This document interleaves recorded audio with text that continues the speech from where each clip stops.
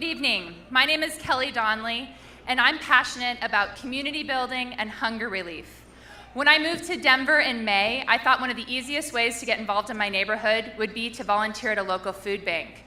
As a volunteer at Metro Caring in downtown Denver, I was struck by two things. One, there were local gardeners who were bringing in the excess from their gardens to help feed the hungry people who were lining up outside. And two, hunger was a much bigger issue in Colorado than I realized. In fact, 1 in 4 children in Colorado is considered hungry. Let me repeat that.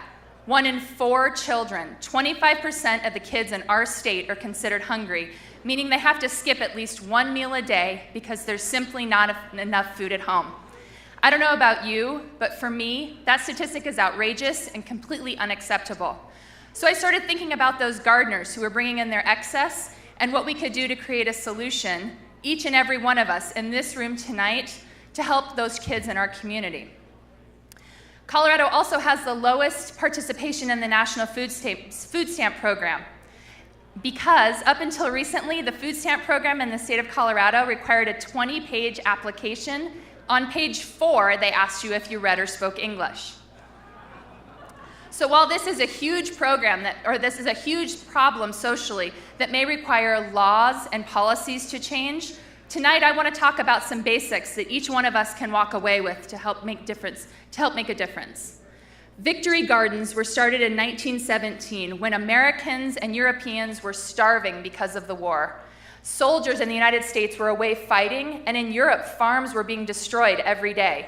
So there was a campaign to get average human beings, Americans and Europeans, to plant what they could in their own backyards to not only help supplement their own tables, but also to help feed those who are hungry in their own community who perhaps couldn't plant. The same idea stands today. I follow the rule of thirds as a gardener, meaning 1/3 of what I plant comes to my own table. 1/3, as an organic gardener, I'm willing to sacrifice to the birds and the bees in my backyard.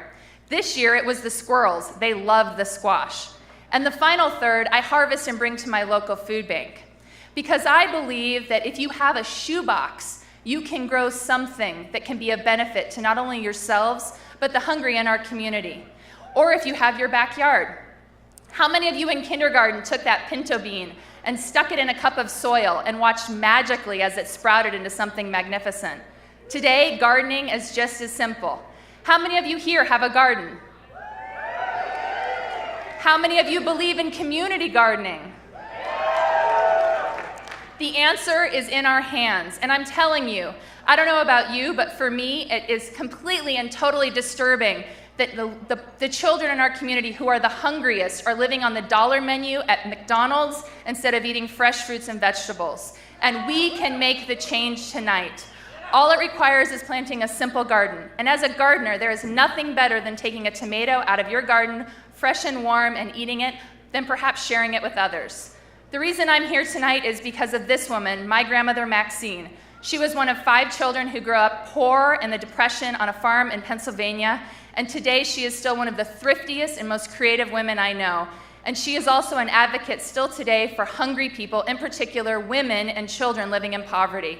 And the majority of women and children who are living in that 25% in Colorado need your help tonight, which is as simple as taking that pinto bean once again, finding a little bit of soil and sticking it in the earth and making a commitment to making our community a better place to live. And that's it. That's all it takes. I don't know about you guys, but 25% of our kids, 25% of our state living without enough to eat just seems preposterous. And so if you don't have that shoebox and that patio where you can plant something, which it's really that easy, or a backyard which you can plant a garden, I encourage you to get involved in one of the many community gardens that our community has to offer. In 1944, the slogan was "Plant More in 44," and today I hope our slogan would be "Food on the Shelves in 2012." Because I know the 850 people in this room tonight are some of the most community-minded people that Boulder has to offer, and we can make a difference in hunger in our community. So if you're with me, if you think that 25% of the kids in Colorado going hungry is absurd, let's hear it. And if you're willing to do something tonight, and to go out tonight and to find a community garden to volunteer at or to plant a garden, let's hear it. If you need help finding those resources, please send me a tweet, and I will help out. Thank you.